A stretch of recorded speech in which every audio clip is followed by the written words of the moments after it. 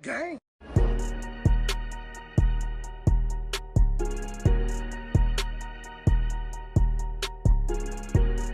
Jews don't believe this whole set of things that Christians don't, and Muslims either. Why are people so afraid of Farrakhan?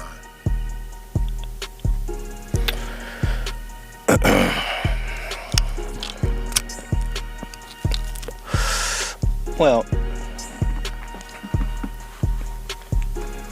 if you had the ability to control the black people on this planet, there isn't anything that you couldn't take, dismantle, destroy, or interrupt if you could mobilize black people.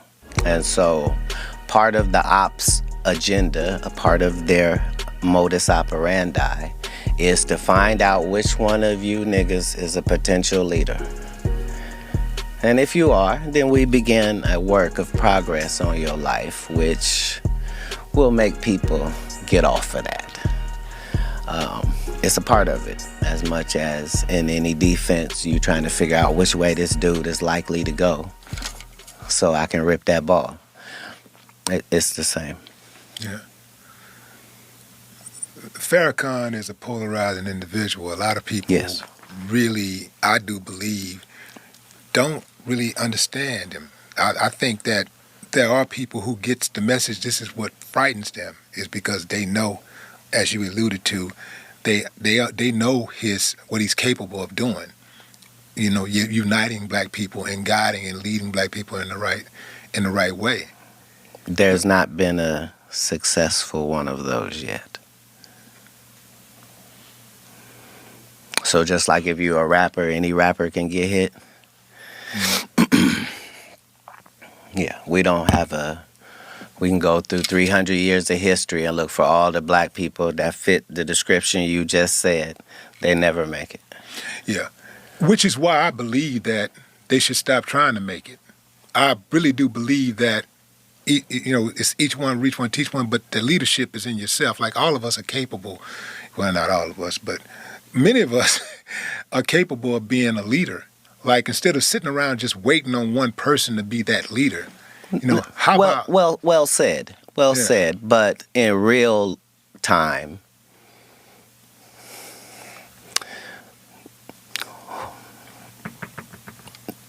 being the leader of yourself gets you nothing.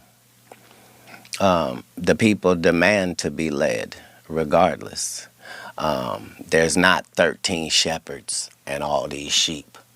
Why? Because it's unnecessary. Just one. Just one that has the connection with the sheep, which allows the sheep who has a brain about that small to be able to just focus on eating grass and not worry about falling off a cliff. We have the desire as humans to be led. See, because of that clarity you just provided, is the reason why I want to know. I think the world want to know what happened between you and Ali Sadiq. I know you said you didn't want to talk about it. The world couldn't possibly want to know that. He's not famous enough for the world to want to know that. At least because my side of the world doesn't want to know that. See, my side of the world. Here's the thing. What happened, man? A lot of times, what liars do first is they set up a narrative and a scenario. Like Michael Blackson just got on national TV and told people, yeah, I got a beef with Katt Williams, and Katt is mad at me about this, and because I said this, and I didn't even mean it like that. And the whole time, he's never talked to me. That's how he feels. He's heard I'm angry. I've not had a conversation with him. It's the same with your Ali Sadiq. If it wasn't for the information that I know in my intel, I would be a fan of his like everybody else. Who wouldn't be a fan of a young black storyteller that's done time and loves his family and is a hometown guy? Like, why would he ever have any enemies in comedy? It's ludicrous. But if you pick the actual king, then make sure that your story's correct. And unfortunately, his story's not correct. No matter what he says, he never met me. He made it disrespectful that a security guard that was 6'7" reached over him to pay him, not mentioning the fact that he got paid for not doing anything. Well, let's start at the beginning of the Reliant thing. I don't know if I want to. I'm gonna start, and then you can do what you want to do. Fair enough. But I think for the sake of the audience knowing, just Tell having them who an Ali idea of Siddiq what we're is talking first. about. Ali Siddiq is a comedian from Houston that's based in Houston. A very fine comedian. Very fine comedian. Yes. Now, Ali said that he went to a Reliant arena and he was on the same show as you. He showed up, and the security stopped him from entering the building. Got And they said, and then somebody told him Katt didn't want you to come in. And then at some point, somebody else came and gave him a check. Another security person reached over somebody's shoulder and gave him a check. He said that the people that were the working security locked arms to prevent him from walking inside of the building. And he thought that, you had a problem with him. And he said he didn't know why you had a problem with him. And to this day, he don't know why you have a problem with him. That was the. It'd be nice if that was the story. So now, if that's the story, then let me see if I got this correct. A guy I've never met was supposed to be doing a show with me. And I got so angry, even though I hadn't met him, that I had security keep him out of the building. See, that's the problem with lies. They're faulty from their inception, sir. I'm the person in the story that doesn't have a grudge to feel. I don't care why I didn't like Katt Williams. I would get to the bottom of it. This is not one of those stories. First of all, the actual truth of this matter is, every city that I go to, I already have the comedians who are opening up for me.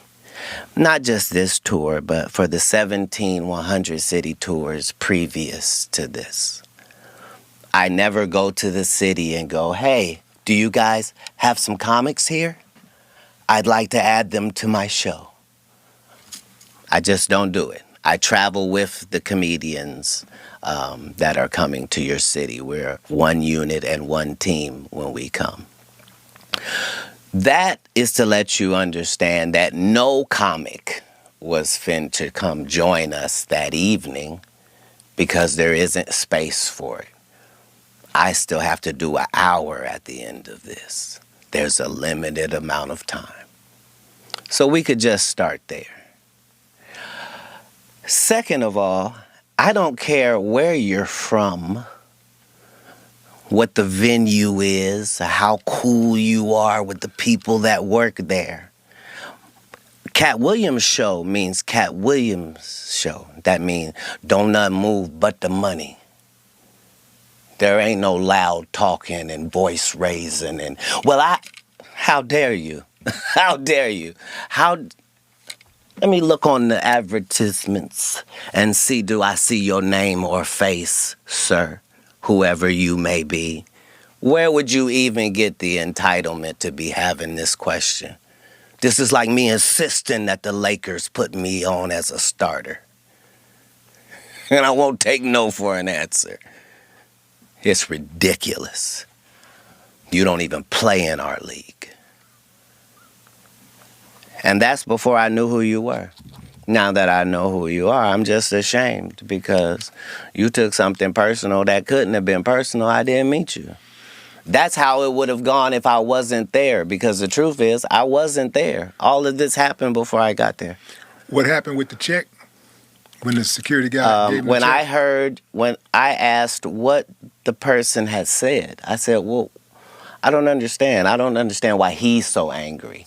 What did he say to you? He said, I'm supposed to be on this show. I said, well, maybe he was expecting to get some sort of a payment. And now he thinks he doesn't get to get paid because we already have a tour. I wouldn't want that. Pay him for performing. So he got the check of the performer. This is what he's angry about. Imagine the audacity. Remember, your story is that I'm kicking you the fuck out. Get out and lock arms and don't let him in. And paying you? Make it make sense, King. So, either you're smaller than I think or I'm bigger. Either one. Like, you can't keep positioning the narrative because that's all this is. This is so that in a conversation in America, there'll be something where he and I are evenly linked. And only people in his hometown are floating that narrative. I'm really him. You don't believe that there's, under any circumstances, that, you know, you and Ali can come to a resolution, just be cool? You know, like, you've just talked to me. You know I don't have a bone in this. Yeah. I don't have a bone in this. So if I got him on the phone, you talk to him?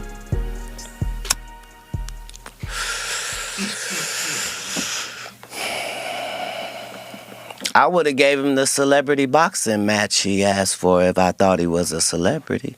Oh, come on, man. You know Ali a celebrity. Come on, sir, Katt. I'm not talking. I didn't mean that disparagingly. Yeah. I meant that in ticket sales, my nigga.